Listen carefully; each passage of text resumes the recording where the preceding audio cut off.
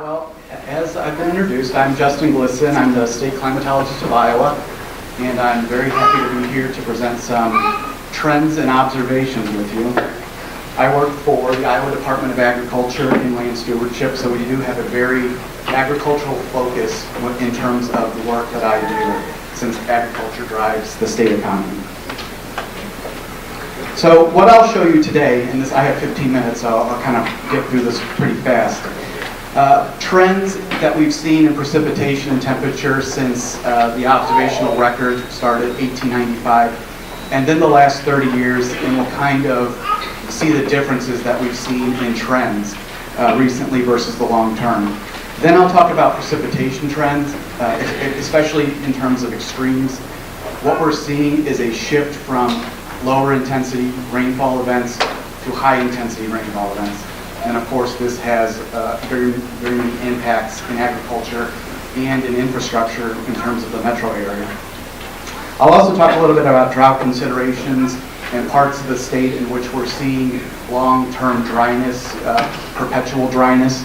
And then I'll kind of summarize it at the end. If you have any questions, please, if you have any time, I'll take some questions. So this graph right here is the Iowa temperature trend since 1895. The higher the peaks you see here, the warmer the temperature for the annual average. So we take all 12 months and we average them out. In 1895, our annual temperature was 47 degrees Fahrenheit. What we've seen in the trend since 1895 is a 1/10 of a degree Fahrenheit increase per decade. So where we're sitting now is about 48.2 degrees Fahrenheit. So we are definitely seeing a warming trend across the state.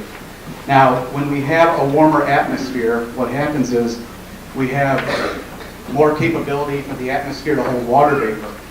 And when the atmosphere holds more water vapor, we have more chances of heavier precipitation, heavier rainfall, heavier snowpack, things of that nature. We started 1895 averaging around 30 inches of rainfall or precipitation across the state.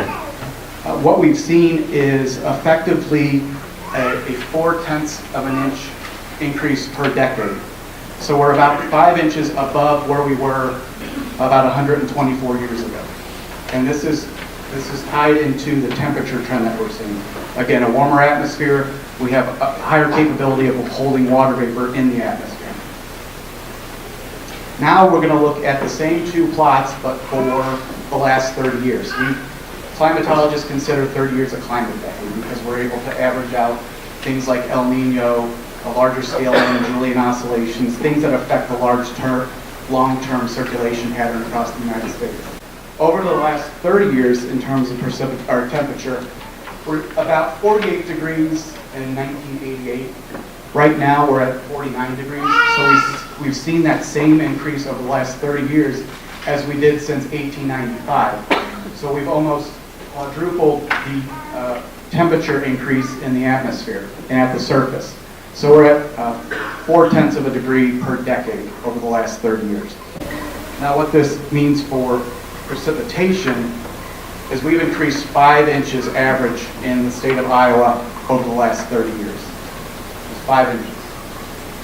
What this portrays is that there are parts of the state that have received more precipitation over the last 30 years and parts of the state that have received less. So we're seeing a pattern evolve in which parts of the state are wetter than normal, and we're seeing parts of the state that are drier than normal. And then what you see is this kind of averages out. But what we're seeing is an increase in precipitation. So those were trends in the average behavior that we see. Now let's talk about precipitation extremes. A typical National Weather Service co-op station across the state of Iowa will typically see 1 to 2 inch rainfall event per year. That's what we consider an extreme event. What we've seen over the past 20 to 30 years is that these events are increasing. They're increasing in temporal spans, so we're getting more of these events, but we're also getting higher intensity events. And of course, these have impacts on urban and suburban flooding, soil runoff, agricultural runoff. And if you remember back to June 29th, July 1st, 3 hours at my rain gauge in Beaverdale, I had 5.5 inches of rainfall. Ankeny, there were stations there that had between 6 and 8 inches of rainfall in 3 hours. The Johnston Weather Service had a 1 inch recording of almost, or a 1 minute recording of almost half an inch of water. Now, we don't see those events very often. Those are extreme events, right? That's why we call them extreme. But what we're seeing, and believe me, I get blamed for extremes. What we're seeing in terms of the intensity of precipitation events on this graph, the blue bar is historical, so going back to 1895. The red bar is the last 20 years. The first column here is the gentle 5 or 6 hour rainfall that we typically see with a low pressure system, so half an inch to 1 inch of rainfall. What we're seeing is a shift in the probability of these happening about 89% down to about 87%, so about a 1% decrease. If you look at all the bars to the right of that large bar, those are the higher intensity rainfall events that we're seeing. And what we've seen is, because we have a shift in the probability from lower intensity, nice gentle rainfalls that infiltrate into the soil, we're shifting towards higher intensity events. I'll draw your attention to the very last bar, which you can't see. Those are the 3+ inch rainfall events over a 24-hour period. Over the last 20 years, we've tripled that probability of having those higher intensity events. Now, it's a small probability, but we're getting behavior that is suggesting that these extremes are going to increase. And of course, they have impacts on agriculture and infrastructure. So the trend summary, both in the long term and the short term, we're seeing increases in surface temperature, the atmospheric temperature, and by proxy, precipitation events across the state. Seasonally, what we're seeing is in springtime, the precipitation that's falling is starting to fall earlier in the growing season. So this impacts planting windows and field work. What we're also seeing is in the summertime, when crops and livestock need this precipitation the most, we're not getting it because of the shift in seasonality. Moving into autumn, we're getting more precipitation, more rainfall, right around the time when harvest is occurring. And this was, all of this happened this year, 2018. We had a D3 drought in the southern part of the state, and then wetness in the northern part of the state, and then kind of average in the middle part of the state.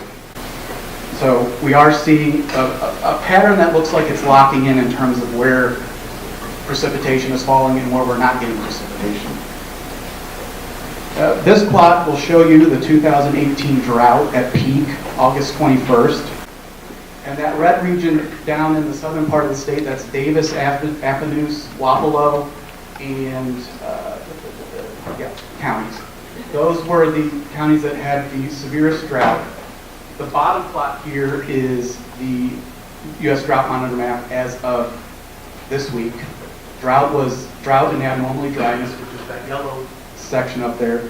That was removed from the state on November 6th. We had the third wettest autumn on record.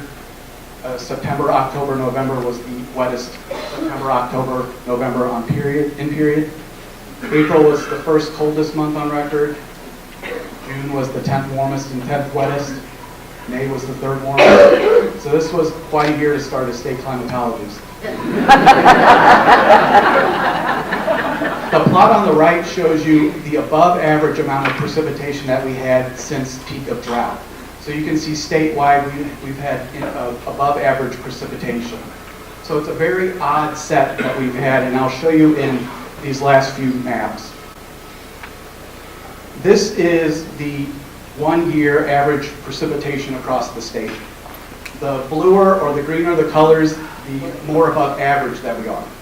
The yellow the colors, below average. And this will be the same for all the maps that I show you. Across the northern part of the state, there were 27 counties that broke their annual precipitation records at the end of November. December, we were 3/4 of an inch above average for precipitation, which fell as rainfall, because we were 5 degrees above average for December. I want you to note, that, again, the drought region right here, anywhere between 4 to 6 inches at the worst part of precipitation deficits. This is the last 5 years.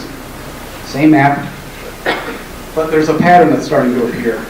That southern part of the state is in precipitation deficits, anywhere from 10 to 20 inches. And then you get the rest of the state that's generally above average precipitation-wise.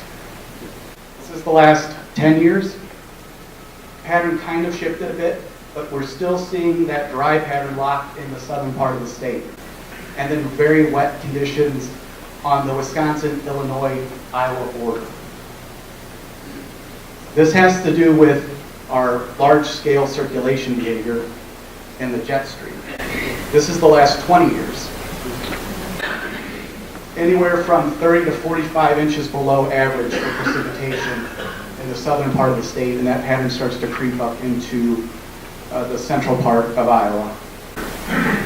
Why we're seeing this, and there are some theories why, because the Arctic is warming at twice the rate as the rest of the mid-latitudes. It's called Arctic amplification. The temperature gradient between the Arctic and the mid-latitudes is relaxed. It's not as great as it's been in the past. And that gradient affects the speed and the location of the jet stream. What we're seeing is the jet stream slowing down, and the behavior that we're seeing in the jet stream causes persistent behavior. So when we do get precipitation across the state, as in 2018, the jet stream was effectively locked over the northern part of the state. So we were getting precipitation continually over that part of the state. What that does is it blocks any precipitation occurring in the drought region, or the driest part of the state. So as I said, this pattern looks to be setting in, that we're seeing above average precipitation in parts of the state and below average precipitation in other parts of the state. Extreme wetness or extreme dryness, I mean, we're getting so wet that the U.S. Drought Monitor is going to have a wetness monitor. We're developing it right now. So you can go D0 to D4, we're going to go W0 to W4. If it existed this year, most of northern Iowa would be W4.